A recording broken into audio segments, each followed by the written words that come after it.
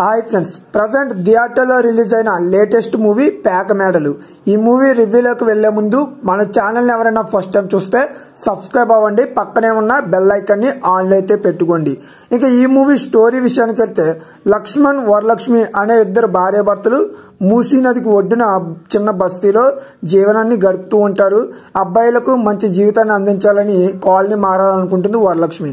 కానీ లక్ష్మణ్ మాత్రం ఏ ఉద్యోగం చేయకుండా భార్య తెచ్చిన డబ్బుల మీదే జీవితాన్ని అంతా గడిపేస్తూ ఉంటాడు.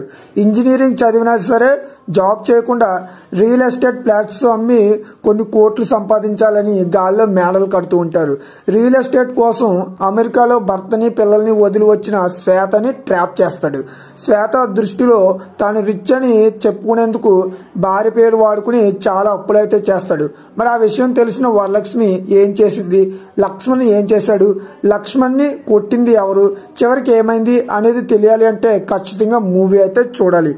ఎలా ఉందనే విషయానికి వస్తే భర్త కుటుంబాన్ని పట్టించుకోకుండా ఉంటే భార్య కష్టపడి ఫ్యామిలీని పోషించడం అనే పాయింట్ మీద చాలా సినిమాలు అయితే వచ్చాయి. పేక మేడలు మూవీ స్టోరీ కూడా అదే. అయితే ఇందులో క్లైమాక్స్ మాత్రం కొంచెం కొత్తగా ఉంటుంది. ఎమోషనల్స్ కూడా బాగా వర్కౌట్ అవ్వాయి. ఇది ఫిక్షనల్ స్టోరీ అయినా మూవీ చూస్తుంటే రియల్ లైఫ్ ఇంటెన్సిటీ బేస్ మీద తీసినట్లుగా అనిపిస్తూ ఉంటుంది. బస్తీ లైఫ్ స్టైల్ ఎలా ఉంటుందో ఎస్టాబ్లిష్ చేయడానికి డైరెక్టర్ కూడా కొంచెం టైం తీసుకున్నాడు. సినిమా స్టార్టింగ్ అయిన 30 నిమిషాల వరకు చాలా స్లోగా అయితే ఉంటుంది. ఎప్పుడైతే ఫారెన్ నుంచి అమ్మాయి వస్తుందో అప్పటి నుంచి మూవీలో కొంచెం స్పీడ్ అయితే పెరుగుతుంది. అలాగే ఇంటర్వెల్ వరకు స్టోరీ కూడా సరదాగా కొంచెం కామెడీగా అయితే ఉంటుంది. సెకండ్ హాఫ్లో మాత్రం స్టోరీ లైన్ చాలా ఎమోషనల్గా, స్క్రీన్ ప్లే కూడా చాలా ఎమోషనల్గా మనం కనెక్ట్ అవుతామని చెప్పుకోవచ్చు. ఈ క్లైమాక్స్లో హీరో హీరోయిన్ల మధ్య వచ్చే గొడవ సీన్ అయితే చాలా బాగుంటుంది. క్లైమాక్స్ సినిమాకే చాలా బాగుందని చెప్పుకోవచ్చు. అలాగే ఎవరెలా చేశారు అనే విషయానికి వస్తే వినోద్ కిసప్ ఫస్ట్ మూవీ అనమాట, తెలుగు మూవీ బాగానే చేశాడు.